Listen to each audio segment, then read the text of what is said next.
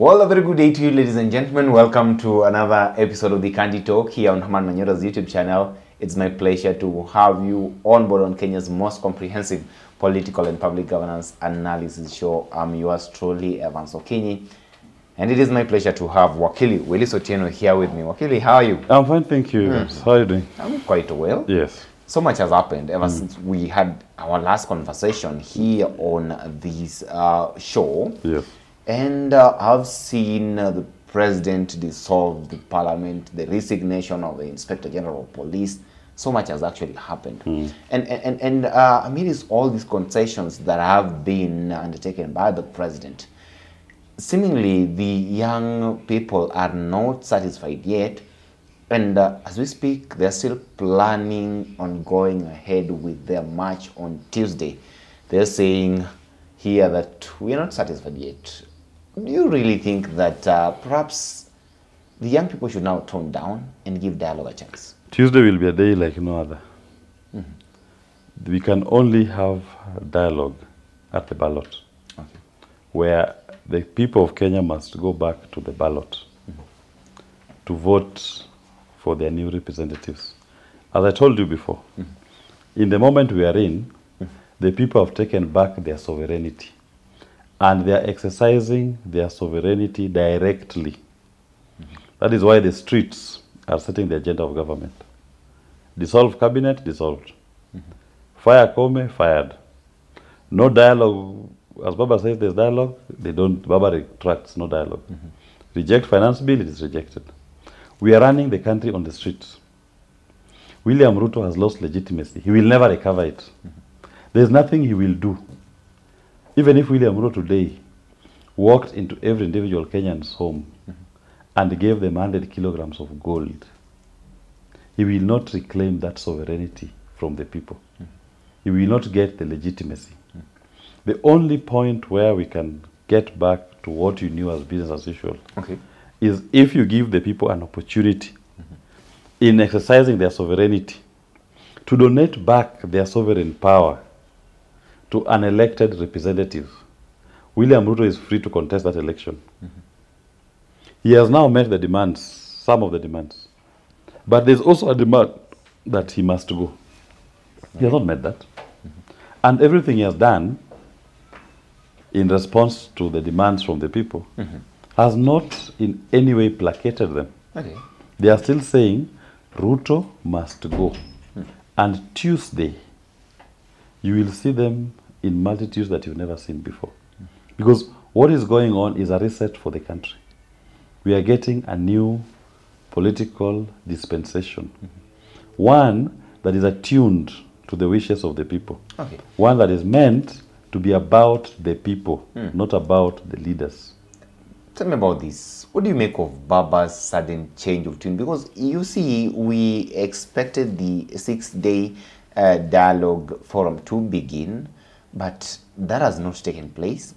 And suddenly, Raila Odinga is saying that no dialogue at all. What has happened? When the conversation started, when this protest started, the people told Raila Odinga to stay away.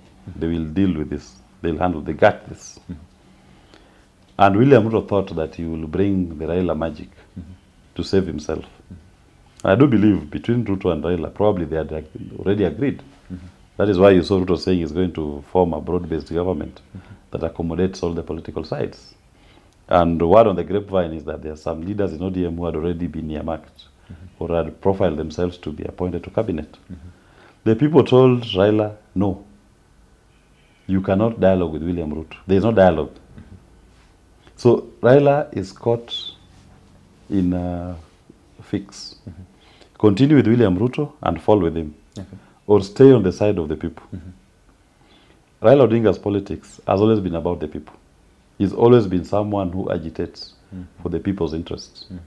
What is this that now is going to turn him to become an apologist of the regime? So when you see him changing his mind, it is because now he's attuned to the feelings of the people. And the people have told him no dialogue. But nothing stops him even now from proceeding to dialogue with William Ruto. They can do it. I saw Sifuna and other ODM members saying Even Raila has his people he can dialogue with. They are not going to dialogue on behalf of Gen Z. He'll dialogue on the issues. That's okay. Okay.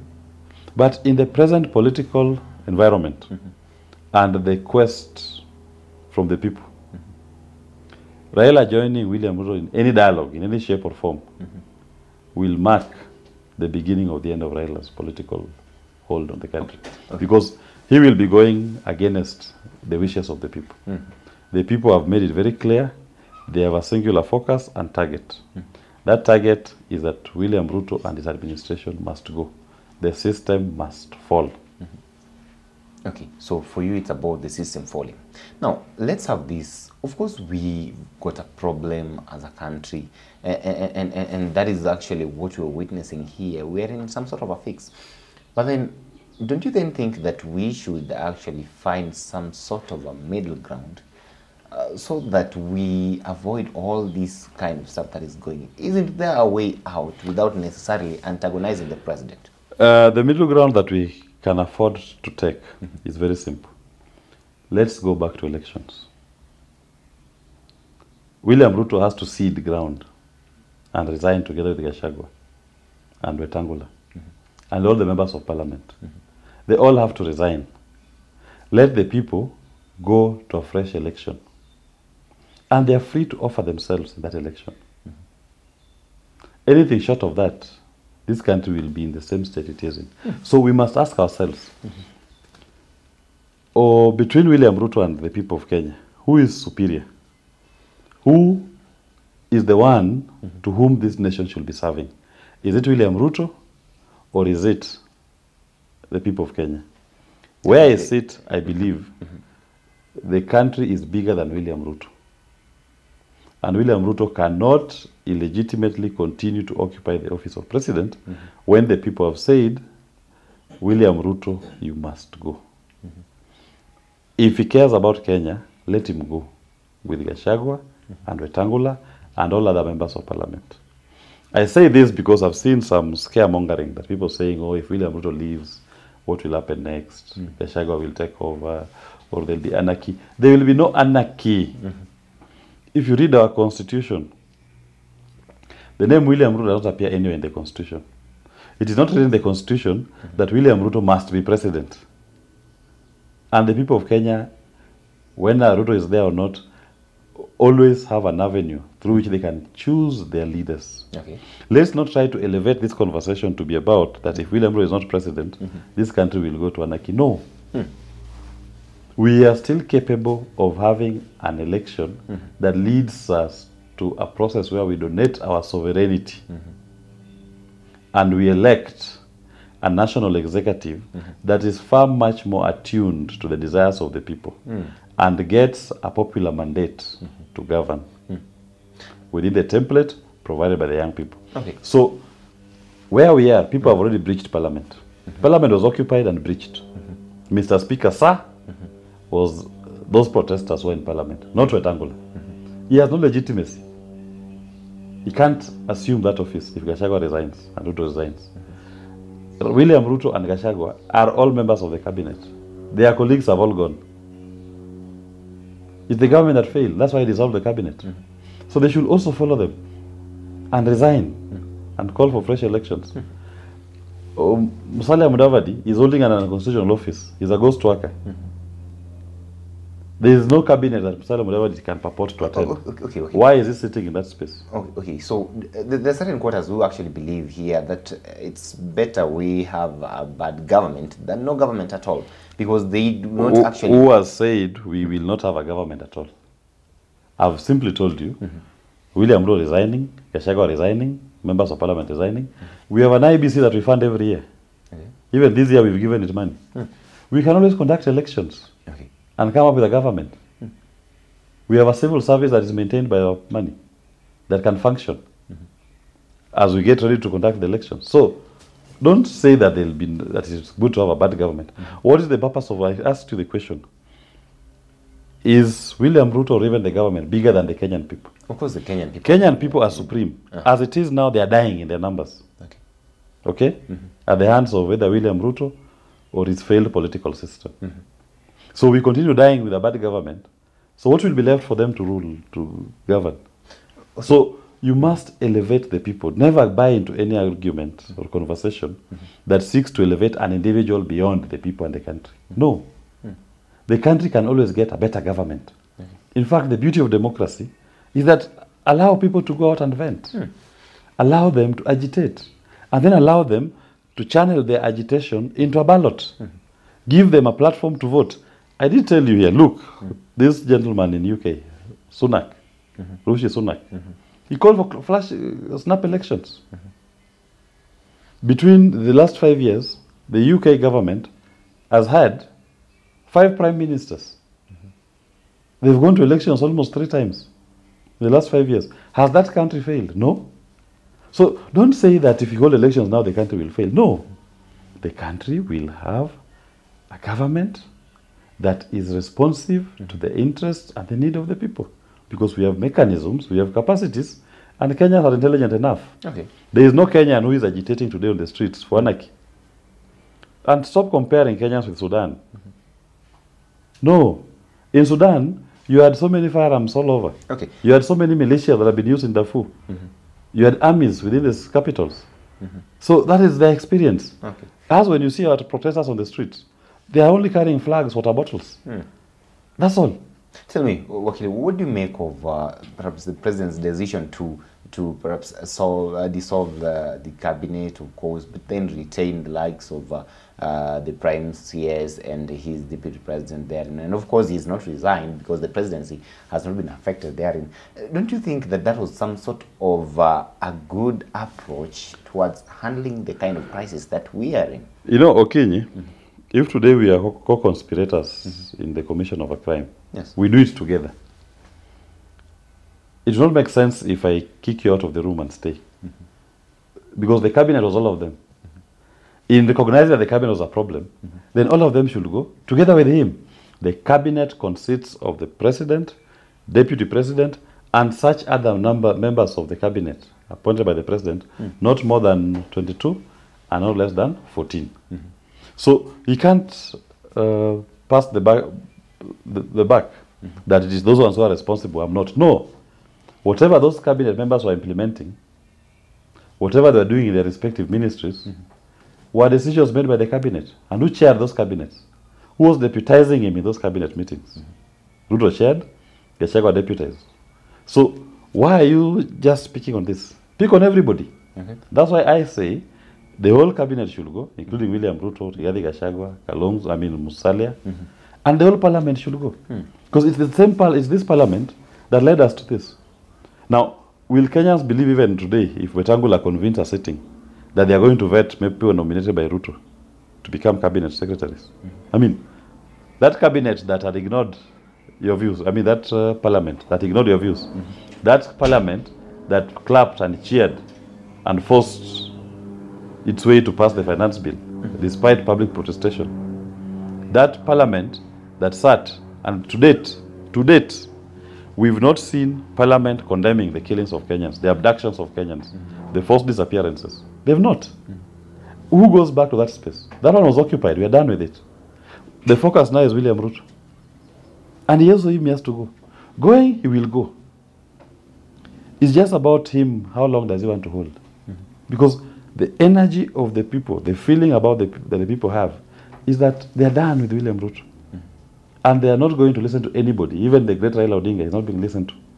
He's being told what needs to be done. And he's been told, don't dialogue with Ruto. And he has listened. There will be no dialogue. There is nobody in this country at this particular point who can claim to speak on behalf of Gen Z or the people of Kenya. Gen Z just being the euphemism to represent this new awakening of the people.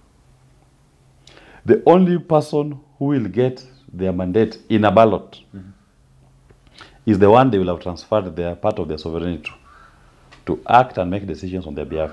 You will see people go back to their homes and you will see the temperatures cool down. Because people will say, we've elected a new group, let's give them time to actualize all the promises. Okay. Yes. Talk to me about this. You're saying that the entire system should actually be brought down. Of course, it was kind of easy for the president to dismiss his cabinet secretaries, and of course leave the prime CS. That was his personal decision. But then the deputy president here, what happens? Because definitely the president can't fire him, and maybe the president, if he so wishes, would resign. Don't you then think that if the president resigns, then we would be forced to remain with the deputy president here? The deputy president also must resign, because what we are doing is we are vacating from office all the members of that cabinet. So what if that does not happen? Then the people of Kenya will visit him and make him resign. Because in this case, we will now do occupy Rigathi Gachagua, okay? If he refuses to resign. If Ruto was magnanimous today and respect the nation and resigns, Rigathi must also resign. It's not for him to decide. Because Ruto is not resigning because he has decided on his own. No. If Ruto resigns, he's resigning because the people of Kenya have said he must go. And when he's going, he must go with the entire government. If Gachagua refuses to resign, he will be made to resign by the people. And people can visit him. okay. Because what we are going through is about the nation. The nation is superior to all of us, even myself. I cannot claim to speak for the nation. Anybody who wants to speak for the nation has to go to a ballot. You must subject yourself to an election, and the people must see what you represent, and they vote for you to lead them.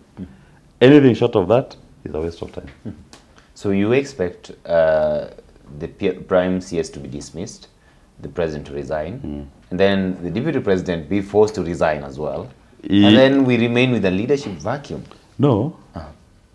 So how then do we go about that? The point is very simple. Takes over? Once, who takes over will be an election. Will be elected by the people. In the meantime? Who said when they are out that we will not have an election? We will. We will be doing an election. Well, okay, look at it in this perspective. What happens when this entire group... As the civil service collapsed. As the civil service collapsed. The civil service has not collapsed. It's not, okay, so the government will be functioning. Has the police been disbanded? No, we'll have security. Has the army been disbanded? No, our borders will be secured. So, what are you talking about? So who then takes control of the country? But I am telling you, we have a civil service that is led by someone. We have a police unit that is service that is led by someone. We have a security army led by a general. So, what is this gap that you'll be having? And you are doing an election. Okay, take me back to the law. And then explain to me, because what happens in case, okay, here we have normally when the president resigns, or rather when there is a vacuum in the office of the president, we expect the deputy to come in. The moment those 41 plus Kenyans were killed, did those people follow that law, that constitution, when they killed those Kenyans? They didn't follow the law, so right? It was not followed, yeah? They didn't follow the law. So when Kenyans have been denied an opportunity to demonstrate, the law was not followed. When Ruto and his cabinet was coming up with failed economic policies, they didn't follow the law. When they were amassing wealth and flaunting it in our faces, they were not following the law. Why is it that when the people now want to actualize their direct sovereignty, you are telling them to follow the law? I told you, the people are superior to any law. And where we are today, we are even following the law because the people are exercising their sovereignty directly. Okay. It is not through democratically elected representative. So even in that space where they all resign, the people of Kenya will just go to the ballot and vote. The institutions that we have will continue. Nothing stops them from functioning. People have not said disband the police, we disbanded it. People have not said disband the army. No, I'm not talking about the army or the police. I'm talking about the civil service. The government will be there. The civil servants will still be there. Does Ruto do all of those? The work that what about the possibility of the speaker coming in? Why should he come in? What will he do? What will he need to do? And yet he's the one who this thing started at his doorstep, and we breached him. He should go, like yesterday. We don't need him to be there. The sovereignty is in our hands, man. Didn't the law? We are the same law has said the people may exercise their sovereignty directly as the first component. Then there's a conjunction. Or through. Why are you ignoring this part of direct exercise? I'm not ignoring that. So, what do you have a problem with if the people decide to exercise their sovereignty directly, even now? They can do it now. And that's what I'm saying. The people will be exercising their sovereignty directly, And in the process, they will lead to an election that they can donate. Now, you go to the OR. They donate to the democratically elected representative. The country will be safe because our institutions are functioning. Legally speaking, did the law envisage such kind of a vacuum? Yes, that is why the law said the people can exercise their sovereignty directly. So in case that the vacuum exists, are there mechanisms for curing that? Yes. The mechanism is now the power is in the hands of the people. Okay. The people are now in charge. Then the people will go to a ballot, Okay. donate back their sovereignty. So in short, you're saying here you don't even want the deputy, the Speaker of the National Assembly to take charge. It is not me. It is not me. In any case, It is not me who does not want. It is the people of Kenya who do not want. Because what we are witnessing and going through is when the people have recalled their sovereignty, donated sovereignty to the representatives, they have recalled it.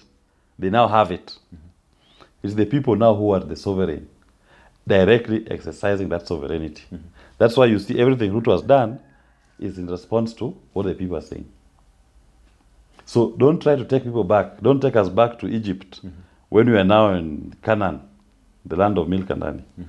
We are now exercising our sovereignty directly. So when they go, there'll be no vacuum. The people will still be there, and we'll have our institutions. And we'll have an election. And the people will donate back part of their powers to the elected people. okay. You're saying Tuesday is coming, Tuesday is here. and what is the main agenda this The time? main agenda of Tuesday is we are occupying Kenya. Are you and therefore saying Ruto that must go. unless the president steps down, then this is not going to stop anytime soon? What will make it stop? Why should it stop? The Kenyan people have seen through him. We are not going to live like this for the next 3 years. We must go back and get legitimacy. Isn't there any way out apart from There is a way out, I've told you. Do elections. Okay. Ladies and gentlemen, I wonder whether you agree with Wakili Willie Sotino here. He's saying the only way out of this problem that the country is facing right now is that the entire system should be brought down and Kenyans should go for fresh elections. I wonder how possible that is, particularly here on the ground, and our eyes are still kept on all that is transpiring within this country, and we'll keep you up to date with comprehensive analysis of the same. Allow me stop at this particular moment till we have this conversation again. Have yourself a lovely day. My name is Evans Okinyi.